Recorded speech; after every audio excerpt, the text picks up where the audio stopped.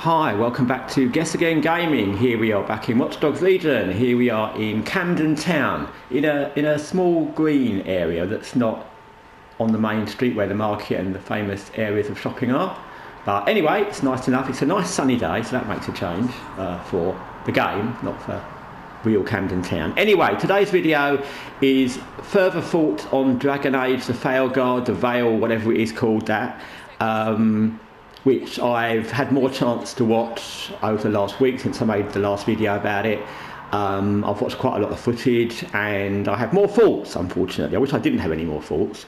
And my first thought is, it's a really weird game to make as a follow-up to a Dragon Age game at all. If it was a new franchise, I don't think it would have gone down well, but I think it would have got less criticism. I don't know why they haven't done it as a new franchise, because they're not really winning any Dragon Age fans with it, and I don't think they really expected to.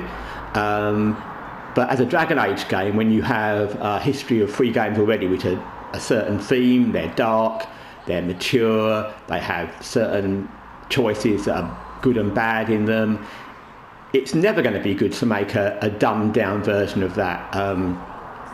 Because that's what that game is.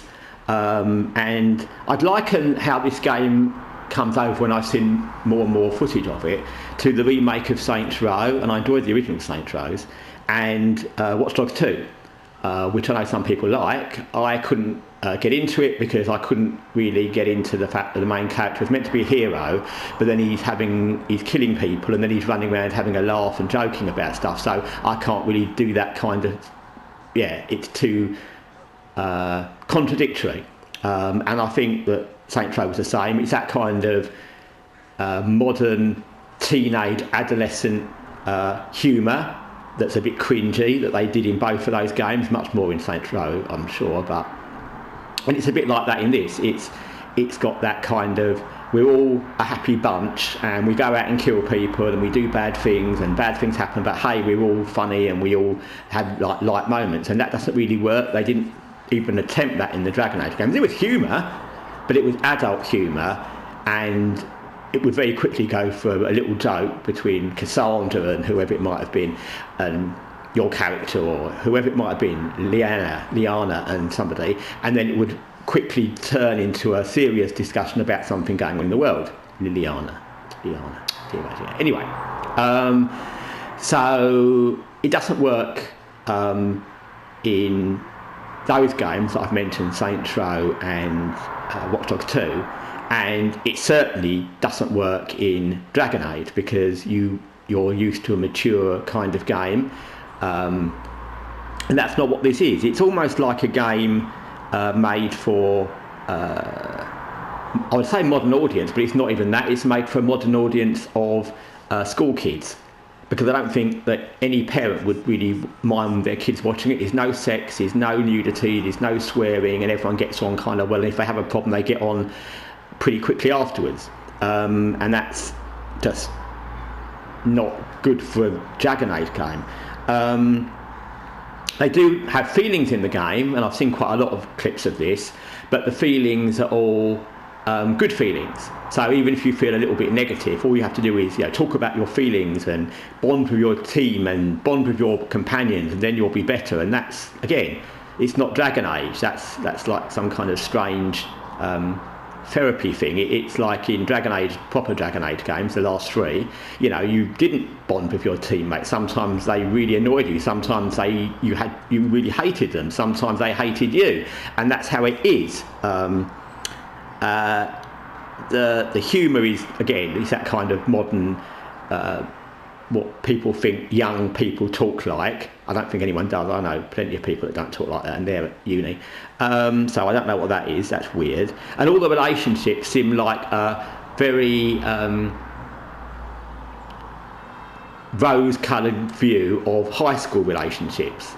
Because we all know that school and high school relationships aren't all nice. There's bullying, there's probably as horrible relationships you get at high school and school as you get in real life after that.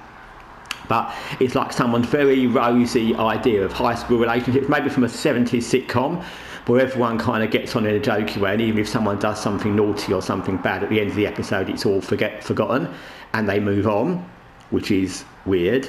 Also, it's a very linear looking game, and I've watched the levels and I've watched some of the play from that, and it looks a very linear game, not just in the levels, but also in the fact you don't really have choices that change anything.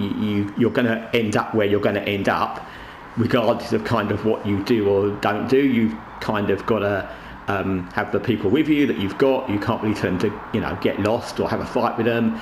You can't really make any choices that are going to make you a bad person. Your character Rook, which is a really weird name for a character in the first place, is going to be him regardless of what you do. He's going to have that kind of slightly smug, slightly superior, kind of annoying teenage look to him, and that's what he's going to do.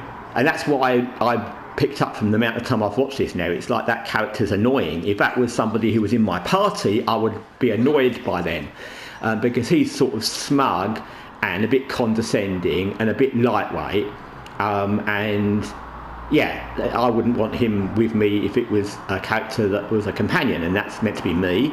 And that's another thing that makes it not an RPG, because you can't really create your own character in the world. You're given this character with the dumb name of Rook, which doesn't fit Dragon Age, and then you are kind of stuck with how he looks, how he plays, who he's going to be, and you can't really do much to change that. You can change little bits, but it's not going to really change any of the outcome of the game or the outcome with your companions, which again is not Dragon Age. So it's a not particularly great game anyway, and I'm not sure what they were going for. I know they said originally, somewhere back in the day, this was meant to be a live service game. Maybe that's why they've got the broken up levels, I don't know. But anyway, it's not a great game anyway. It's got a very specific look which isn't Dragon Age, and that's just in the art style. That wouldn't be bad if it was a Disney game or a kids game or some other game, but it doesn't fit with Dragon Age. I don't think the look fits with Dragon Age. And the fact they've redesigned characters to look less menacing, maybe, less dark, that doesn't really fit with Dragon Age. And then you've got this PG conversations, PG romance, which again isn't Dragon Age. So everything about it is not Dragon Age. Even if it wasn't a Dragon Age, it was a new franchise, it wouldn't, like I said, wouldn't be a good game in my opinion. It wouldn't be, well loved, but it would be okay. Make a game that you want to make like that, and maybe some high school kids and some juniors at school will watch it and play it and like it. But this isn't that. It's almost like a game someone made to teach people at Sunday school what gaming can be and how it can be fun and bonding and etc. Anyway, I think that's all the thoughts I've got for now. I'm not annoyed anymore. I was very annoyed when I first saw clips of the game, because I really wanted to play it and I was really excited, because it's been years, obviously 10 years since Inquisition, which I loved. But I'm not annoyed anymore because I've already seen enough to know it's terrible. But I'm kind of shocked that they thought this was going to fly with Dragon Age fans, and if it's not for Dragon Age fans and it's not for adults, then who the hell is it for? Anyway, thanks for watching Guess Again Gaming. Till next time, take care for now.